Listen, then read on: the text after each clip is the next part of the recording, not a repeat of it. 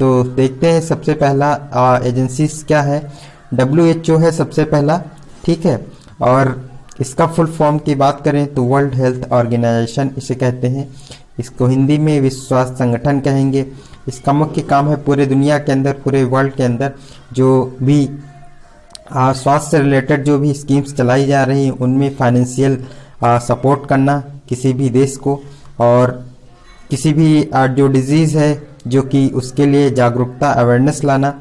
Okay, तो health से related जो भी इश्यूज होते हैं उन पे काम करती है संस्था वर्ल्ड हेल्थ ऑर्गेनाइजेशन, और इसकी स्थापना करी गई थी 1948 में, ठीक है। 1948 यानी 1948 में इसकी स्थापना करी गई थी।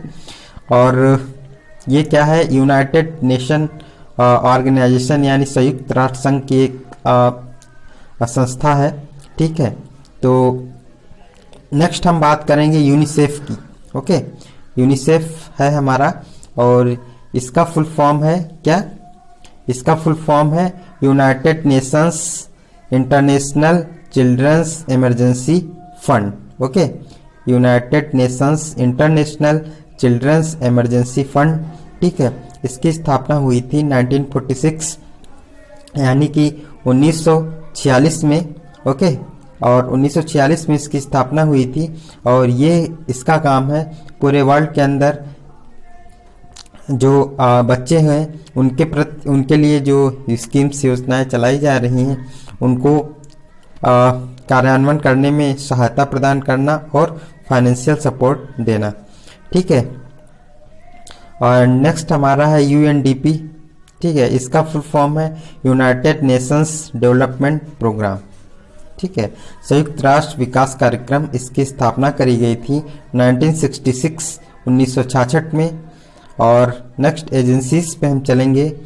FAO, इसका फुल फॉर्म है फूड एंड एग्रीकल्चर ऑर्गेनाइजेशन, ठीक है। एंड नेक्स्ट इसका स्थापना करी गई थी 1945 में। नेक्स्ट एजेंसी है ILO, इसका फुल फॉर्म है इंटरनेशनल लेबर ऑर्गेनाइजेशन, अंतर्राष्ट्रीय श्रम संगठन। इसकी स्थापना करी गई थी 1919 में, ठीक है। अंतर्राष्ट्रीय श्रम संगठन, श्रमिक संगठन, इसकी स्थापना 1919 में करी गई थी। एंड नेक्स्ट हमारा है USAID, एंड इसका फुल फॉर्म है United states agency for international development, United states agency for international development. इसकी स्थापना करी गई थी 1961 में। फ्रेंड्स, जो भी आपको वीडियोस मिल रहे हैं वो सारे वीडियोस आपके होने वाले एग्ज़ाम के लिए मोस्ट इम्पॉर्टेंट है, और संभावना है कि आप लोगों का एग्ज़ाम जनवरी मंथ में हो। और अभी जो इसका नोटिफिकेशन है वो जल्द ही आने वाला है, और नवंबर के लास्ट में ये नोटिफिकेशन आने की पूरी संभावना है। और उसके बाद दिसंबर में 20 दिसंबर तक आपकी शायद लास्ट डेट होगी, और उसके बाद फॉर्म फिलअप होने के बाद आप लोगों का जनवरी मंथ्स में एग्ज़ाम होना चाहिए। तो आप लोगों के पास काफ़ी कम टाइम बचा हुआ है, इसलिए आपसे भी ज़्यादा से ज़्यादा इन वीडियोस को प्रैक्टिस करिए, ज़्यादा से ज़्यादा आप जो भी स्टडी मटेरियल है उसको पढ़िए। और क्योंकि परमानेंट वैकेंसीज़ हैं और ऐसा गोल्डन चांस बहुत कम मिलता है आप लोगों के लिए, तो आप लोग पूरे लगन और मेहनत से अपनी तैयारी को आगे बढ़ाइए, जिससे कि आप लोगों को सक्सेस मिल सके इस एग्ज़ाम में। और काफ़ी अच्छी वैकेंसीज़ हैं, 9000 प्लस वैकेंसीज़ हैं। इतनी वैकेंसीज़ बहुत कम आती हैं, तो बहुत ही मेहनत से आप इसको प्रिपेयर करिए, ठीक है। नेक्स्ट हमारा है SIDA, इसका फुल फॉर्म है स्वीडिश इंटरनेशनल डेवलपमेंट एजेंसी, ठीक है। इसका फुल फॉर्म क्या है सीडा का, स्वीडिश इंटरनेशनल डेवलपमेंट एजेंसी। और ये कब स्थापना हुई थी,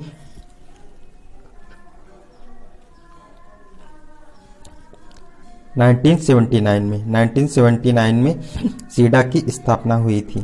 एंड नेक्स्ट हमारा है केयर का फुल फॉर्म है cooperative for assistance and relief everywhere, ठीक है।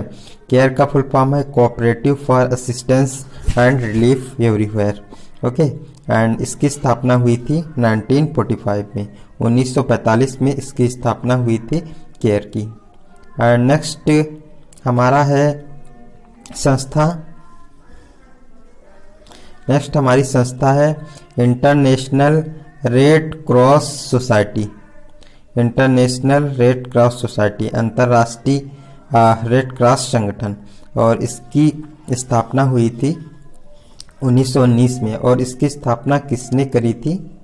इसकी स्थापना करी थी, ये क्वेश्चन भी कई बार पूछा गया है, आप लोग देख लीजिए, ये है हेनरी ड्यूनेंट ने।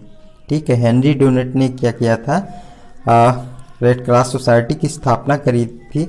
और रेड क्रॉस सोसाइटी क्या होती है, आपातकालीन परिस्थितियों में, जैसे कहीं पे भी कोई भूकंप या कोई युद्ध या किसी आपातकालीन परिस्थिति में क्या है, मेडिकल सहायता प्रदान करती है किसी देश के नागरिकों को। ये पूरे वर्ल्ड में काम करती है अंतर्राष्ट्रीय रेड क्रॉस संगठन।